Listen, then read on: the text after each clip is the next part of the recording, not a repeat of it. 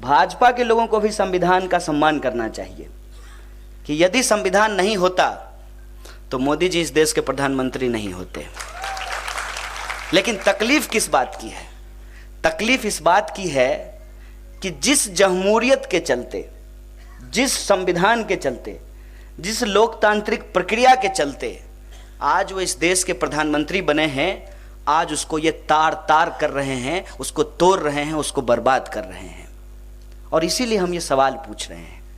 हमारी मोदी जी से कोई व्यक्तिगत दुश्मनी नहीं है, ये भ्रम मत पालिएगा कोई भी, क्योंकि मेरा ये मानना है, मैं इस बात को मजबूती से स्वीकार करता हूँ कि इस देश के भीतर यदि कोई चौका बर्तन करने वाली महिला का बच्चा देश का प्रधानमंत्री बन जाए तो हमको इस देश के संविधान का आभार मानना चाहिए।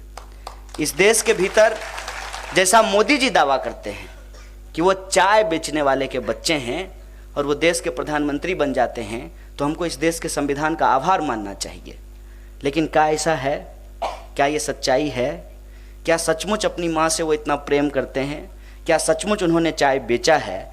इस पे भी हमको विवेकपूर्ण तरीके से सोचना चाहिए। और ये सोचना इसलिए ज़रूरी है कि तब आपको पता चलेगा कि कई बार हमारे ही जैसे दिखने वाले लोग हमारे खिलाफ होते हैं। और इसका एक उदाहरण मैं आपको बताता हूँ। ये सिखों की महान भूमि है, तो लोग जानते हैं पंजाब में एक जगह है जलियांवाला बाग। जलियांवाला बाग में जब जनरल डायर के कहने पे गोली चलाई गई, आदेश देने वाला अंग्रेज था, लेकिन गोली चलाने वाला भी भारतीय था और गोली खाने वाला भी भारतीय था। मोदी जी यदि सचमुच चाय वाला का बच्चा हैं, सचमुच वो पिछड़ा हैं, सचमुच उनकी माँ अगर चौका बर्तन करती हैं और वो इस देश के प्रधानमंत्री बने हैं, तो मैं उनका सम्मान करूँगा। लेकिन जब मैं विवेकपूर्ण तरीके से इस बात को सोचता हूँ तो मुझे एक भी बात में सच्चाई नहीं दिखती है। पहली बात, अभी कुछ दिन पहले नोटबंदी किया गया था और मोदी जी ने अपनी माता जी को, बुजुर्ग माता जी को एटीएम के लाइन में खड़ा कर दिया। आप सोच के बताइएगा कि आपकी माँ ने चौका बर्तन करके आपको पाला पोसा और पढ़ लिख करके आप देश के प्रधानमंत्री बने, आप कैसा नालायक बेटा है कि 90 वर्ष की माँ को एटीएम के लाइन में खड़ा कर दिया। ये अपनी माँ का भी मार्केटिंग कर दिए हैं। इस बात का विचार कीजिए, ये बहुत संवेदनशील बात है।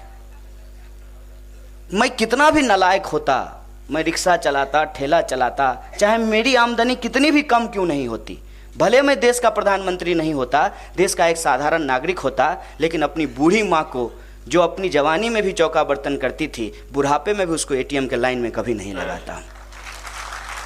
और दूसरी बात, मोदी जी कहते हैं कि हम चाय बेचे हैं। मोदी जी का फोटो तो आप देखते हैं ना हर जगह, नहीं?